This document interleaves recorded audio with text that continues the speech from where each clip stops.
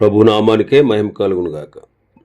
కూడి వచ్చిన మీ అందరికీ, కర్మెల ఆత్మీయ సహవాస సంఘ విశ్వాసులందరికీ మన ప్రభువును ఆయన ప్రియ కుమారుడునైన యేసుక్రీస్తు వారి శ్రేష్టమైన నామంలో శుభములు మరియు అందరికీ వందనాలు. ఇర్మియా గ్రంథం 52వ అధ్యాయాన్ని మనం ధ్యానం చేసుకుంటున్నాం. ఇర్మియా గ్రంథం 52వ అధ్యాయం. ఈ అధ్యాయంలో యెరూషలేము యొక్క పతనం, నాశనాన్ని మనం చూస్తున్నాం. మరి మొదటి 11 వచనాల్లో సిద్కియా యొక్క గతిని చూసాం.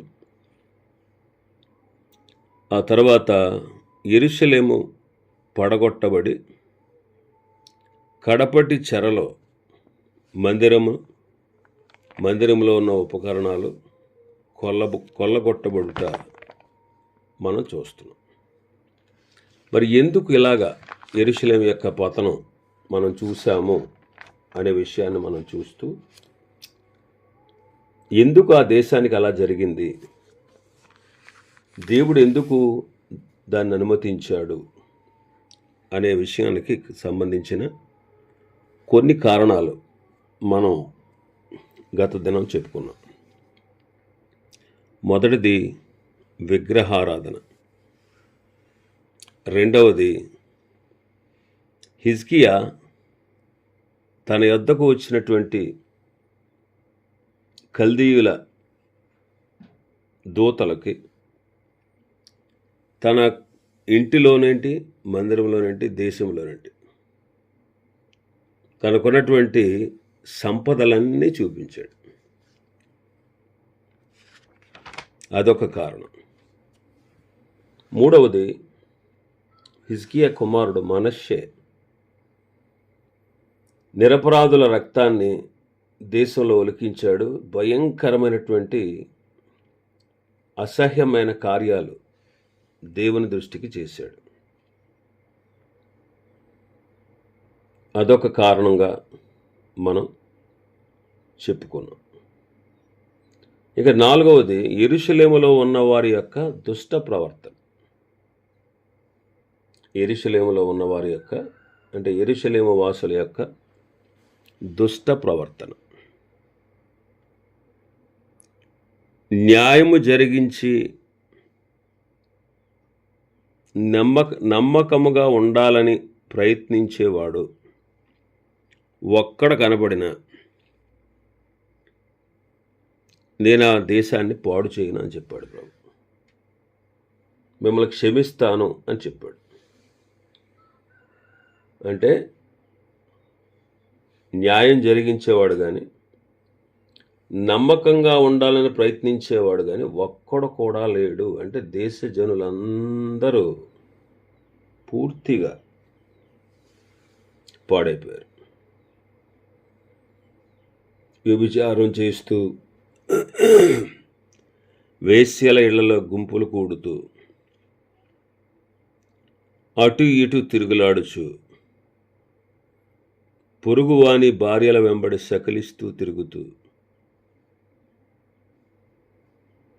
ఈ స్థలం యెహోవా ఆలయం, ఈ స్థలం యెహోవా ఆలయం అని చెప్పుకుంటూ, ఇక్కడ ఏం జరగదులే, దేవుడు ఇక్కడ ఉన్నాడు, మా దేవుడు మాతోనే ఉన్నాడు, మమ్మల్ని ఎప్పుడు విడిచిపెట్టలే అని ఇలాగా వాళ్ళ ఇష్టానుసారంగా నడుస్తూ,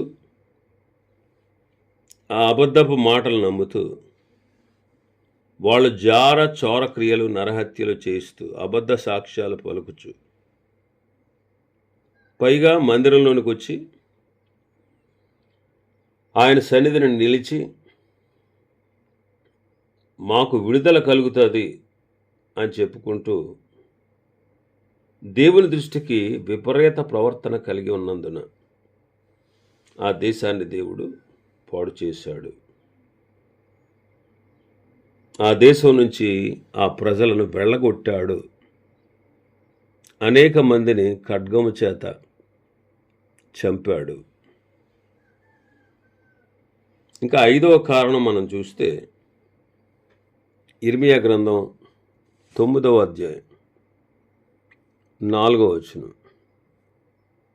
మీలో ప్రతివాడును తన పొరుగువాని విషయమై జాగ్రత్తగా ఉండవలను. ఏ సహోదరునినైనను నమ్మకుడి. నిజముగా ప్రతి సహోదరుడును తంత్రగొట్టయి తన సహోదరుని కొంప ముంచును. ప్రతి పొరుగువాడును కొండెములు చెప్పుటకై తిరుగులాడుచున్నాడు. ఏ సహోదరునైనా నమ్మకండి. ప్రతి సహోదరుడు తంత్రగొట్టయి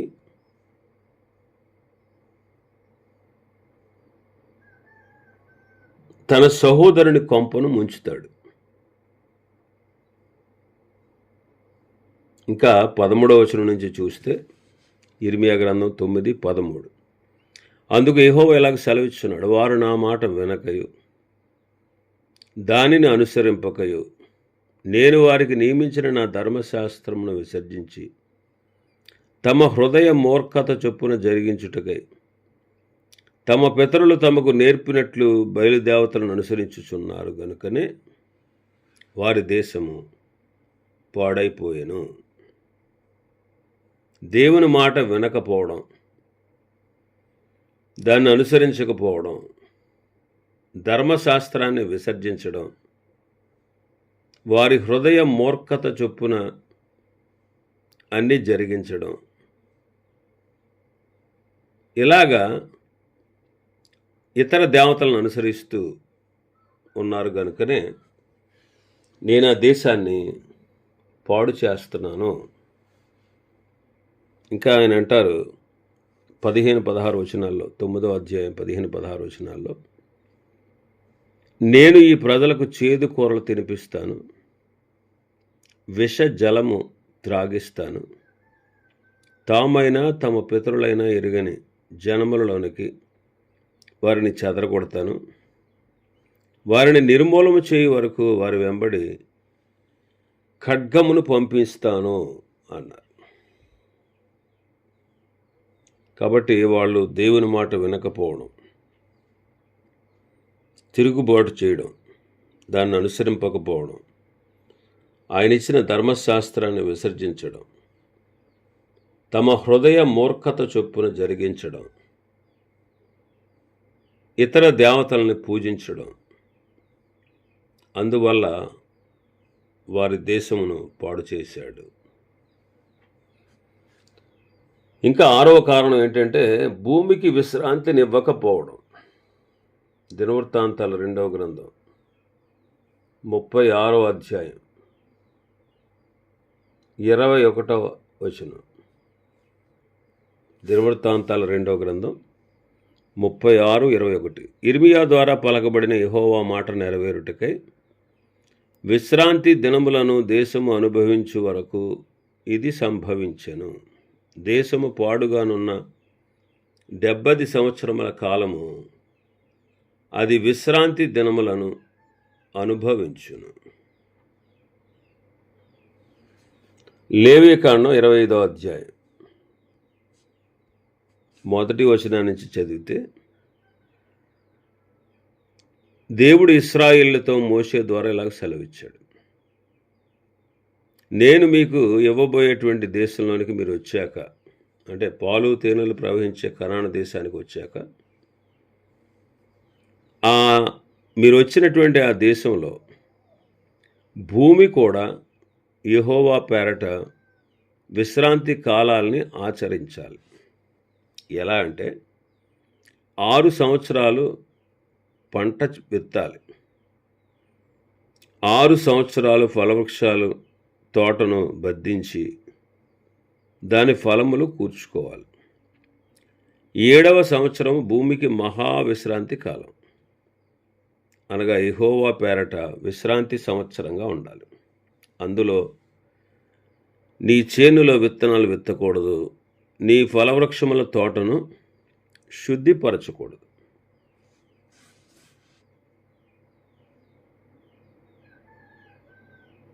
నీవు పంటను కోసుకోకూడదు, నీ ఫలవృక్షాలను ఏరుకోకూడదు. అది భూమికి విశ్రాంతి సంవత్సరం. ఆ భూమి యొక్క విశ్రాంతి సంవత్సర సస్యము అంటే దాని ఫలం నీకును నీ దాసునికి నీ దాసికి నీ చేతకానికి నీతో నివసించి పరదేశికి ఆహారం అవుతుంది. నీ పశువులు నీ దేశ జంతువులకు దాని పంట అంతా కూడా మేతగా ఉంటుంది. 7వ విశ్రాంతి సంవత్సరమును, అంటే 7 విశ్రాంతి సంవత్సరాలను, అనగా 7 ఏండ్లుగా సంవత్సరాలు లెక్కించాలి. ఆ 7 విశ్రాంతి కాలాన్ని లెక్కించిన తర్వాత 49 సంవత్సరాలు అవుద్ది. 7వ నెల 16వ దినమున శృంగనాదం చేయాలి. మీరా సంవత్సరం అంటే 50వ సంవత్సరం పరిశుద్ధపరిచి మీ దేశ నివాసులందరికీ కూడా విడుదల కలిగింది అని చాటించాలి. అది మీకు సునాదముగా ఉంటుంది, జూబిలీ. ఇలాగా సంవత్సరం 6 సంవత్సరాలేమో పంట వేయాలి. 7వ సంవత్సరమున భూమికి విశ్రాంతి ఇవ్వాలి. విత్తనం వేయకూడదు. ఒకవేళ ఫలవృక్షాలు అయితే ఆ ఫలవృక్షాలు నీవు కూర్చుకోకూడదు. 7వ సంవత్సరం భూమికి విశ్రాంతి ఇవ్వాలి. ఆ 7వ సంవత్సరం మరి ఎలా అండి మేము బ్రతికేది పంట పండించుకోకుండా అంటే, ఆ 7వ సంవత్సరానికంటే ముందు 3 సంవత్సరాల పంట ఇస్తాడు. 6వ సంవత్సరంలోనే దేవుడు 3 సంవత్సరాల పంట ఇస్తాడు. అది 7వ సంవత్సరం తినవచ్చు, 8వ సంవత్సరం తినవచ్చు. తిన్నా కానీ 9వ సంవత్సరం వరకు కూడా మిగులుతుంది అని చెప్పాడు.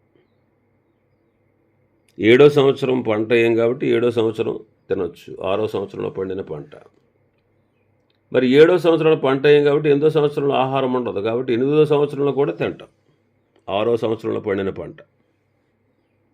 ఇంకా 9వ సంవత్సరం వరకు కూడా మిగులుతుంది అని చెప్పాడు. అయితే వాళ్ళందరూ కూడా 7వ సంవత్సరం భూమికి విశ్రాంతి ఇవ్వలేదు. అలాగా 490 సంవత్సరాలు జరిగింది. 490వ సంవత్సరంలో 7వ భాగం అంటే ఎంత? 490 సంవత్సరాల్లో 70 విశ్రాంతి సంవత్సరాలు ఉంటాయి. 7 సంవత్సరాల చొప్పున లెక్కేస్తే 70 సంవత్సరాలు వారు భూమికి విశ్రాంతి ఇవ్వలేదు. అందువల్ల ఆ 70 సంవత్సరాలు వారిని బబులోను చెరలోనికి పంపి భూమికి విశ్రాంతిని ఇచ్చారు. దేశము పాడుగానున్న 70 సంవత్సరాల కాలం అది విశ్రాంతి దినాలను అనుభవించింది. అదొక కారణం. ఇంకా 7వదిగా మనం చూస్తే, దేవుడు తన దూతల ద్వారా వర్తమానం పంపిన వారు ఆ వర్తమానాన్ని వినక ప్రవక్తలను దూషించి ద్వేషించి ఎగతాళి చేసి ఆయన వాక్యాన్ని తృణీకరించి ప్రవక్తలను హింసించి కొన్నిసార్లు చంపి దేవుని యొక్క వాక్యాన్ని నిరాకరించారు. అందువల్ల దేవుని కోపం జనుల మీదకి వచ్చింది.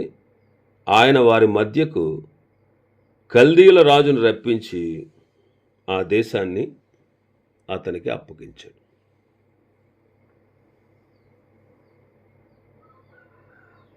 ఆ తర్వాత యెరూషలేము నాశనం చేయబడింది. వాళ్ళు బబులోనుకు చెరగా తీసుకుపోబడ్డారు. కొంతమంది విడిచిపెట్టబడ్డారు. విడిచిపెట్టబడిన వారు కూడా ఆయన మాట వినకుండా ఐగుప్తు దేశానికి పారిపోయారు. కానీ ఎక్కువ మంది ప్రజలు బబులోనుకు చెరగా తీసుకుని పోబడ్డారు.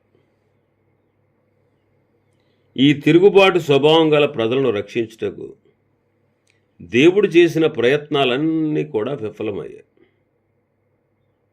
వాళ్ళు దేవుడైన యెహోవాను ఆరాధించడం కంటే విగ్రహారాధనను ఎక్కువగా ప్రబలం చేశారు.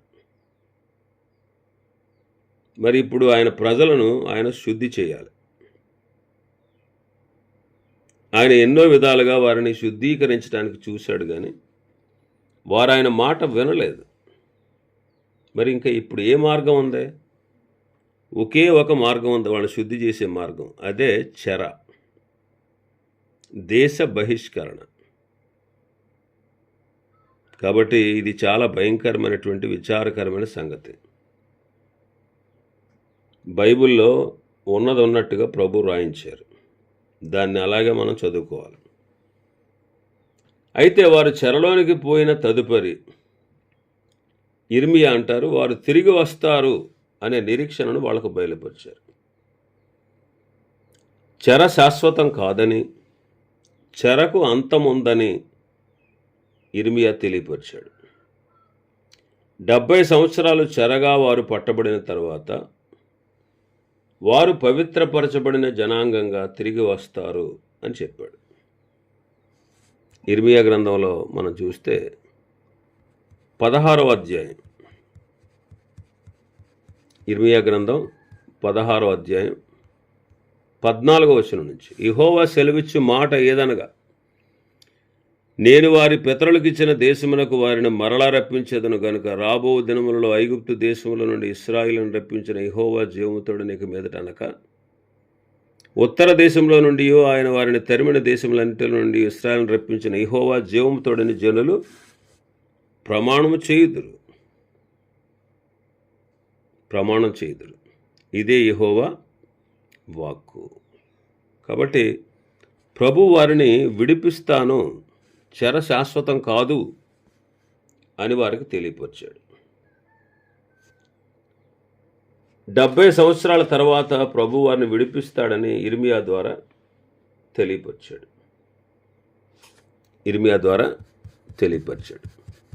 30వ అధ్యాయం, ఇర్మియా గ్రంథం 30వ అధ్యాయం మొదటి నుంచి 3వ వచనం నుంచి చదువుదాం. రాబో దినములలో నేను ఇశ్రాయేలు వారును యోధావరునకు నా ప్రజలను చెరలో నుండి విడిపించి వారి పితరులకు నేను ఇచ్చిన దేశమున వారిని స్వాధీనపరుచుకున్నట్లు వారిని తిరిగి రప్పించదనని యెహోవా సెలవిచ్చుచున్నాడు.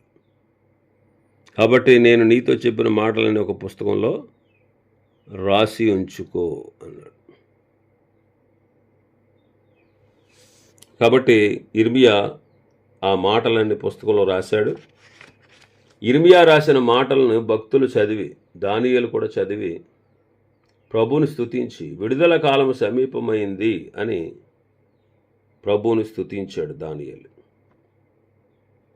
ఈ విషయంలో వారు చెర నుంచి విడుదల పొందే విషయంలో ఆశ్చర్యకరమైన సంగతులు ఉన్నాయి. క్రీస్తు పూర్వం 606వ సంవత్సరంలో వాళ్ళు మొట్టమొదటిగా బబులోను దేశానికి కొంతమందిని చెరగా తీసుకుపోయారు. క్రీస్తు పూర్వం 606, సరిగ్గా 70 సంవత్సరాలు.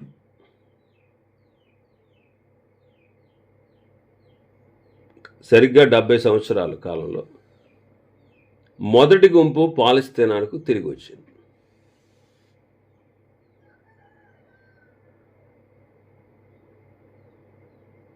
ఐదు 586లో ఆఖరి దేశాంతర వాసకాలం నుండి సరిగ్గా 70 సంవత్సరాలు అన్నమాట. 606 నుంచి 586 వరకు. అలాగే 536 నుంచి 586 నుంచి 516 వరకు సరిగ్గా 70 సంవత్సరాలు అయినప్పుడు చెర నుండి పాలస్తీనాకు చేరుకున్నారు. కాబట్టి 2 సార్లు వారు జెరుబ్బాబెల్ నాయకత్వంలో, ఎజ్రా నెహెమ్యాల నాయకత్వంలో 2 సార్లు వాళ్ళు యెరూషలేముకు చేరుకున్నారు. కాబట్టి ప్రభు 70 సంవత్సరాల కాలంలో వారిని చెరగా ఉంచి వారిని విడుదల చేశాడు. కాబట్టి దేవుడు చెప్పింది చెప్పినట్టు యాక్యురస్గా చేస్తాడు. మరి ఏ జనాంగం కూడా ఇలాగా క్షీణించినట్టు కానీ పతనమైనట్టు కానీ వాళ్ళ గాథ విషాదకరమైనట్టుగా కానీ అంధకారమైనదిగా కానీ ఉండలేదు. కానీ యూదుల యొక్క పతనం, వారి యొక్క క్షీణత, వారి గాథ ఎంతో విషాదకరమైనది, అంధకారమైనది. మరి ఎందుకు ఈ గతి? దేవుడు ఏ ఇతర జాతికి ఇవ్వనటువంటి తరుణాన్ని యోధా జాతికి ఇచ్చాడు ఆయన. ఒకవేళ ఆ చెరలోకి వెళ్ళి ఆ చెర ద్వారా వాళ్ళు అంతమైపోయి ఉంటే అది చాలా విషాదంగా మిగిలేది. కానీ దేవునికి స్తోత్రం, ఎందుకంటే అలా అవ్వలేదు. ఆ చెర యోధా ప్రజలకు ఎన్నో మంచి ఫలితాలను అనుగ్రహించింది. వారి ద్వారా ప్రపంచానికి ఎంతో మేలు కలగజేసింది. ఏంటంటే అది విగ్రహారాధన అనేది యోధా జనాంగంలో శాశ్వతంగా లేకుండా చేయబడింది.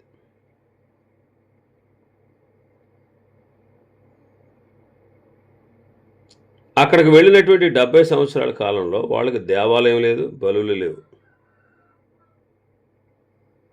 కానీ వాళ్ళు దేవుణ్ణి స్వకీయంగా తన స్వీయ అనుభవంగా దేవుని గురించి తెలుసుకున్నారు. ఆ శ్రమ వల్ల వాళ్ళు నూతన స్వభావం వారికి కలిగింది. ఆయన ఒక్కడే దేవుడని, ఆయన ఒక్కడే జనాంగాలన్నిటినీ, దేశాలన్నిటినీ ఏలువాడని ఆ విశాలమైనటువంటి దృశ్యం యూదులు కనుగొనడం జరిగింది. ఇంకా చాలా విషయాలు ఉన్నాయి. ప్రభు చిత్తమైతే రేపటి దినం మరికొన్ని విషయాలు ధ్యానం చేసుకుని ఈ గ్రంథాన్ని మనం ముగిద్దాం. దేవుడి వర్తమాన వాక్యాన్ని మన వెనికిడిలో ఆశీర్వదించునుగాక. ఆమేన్.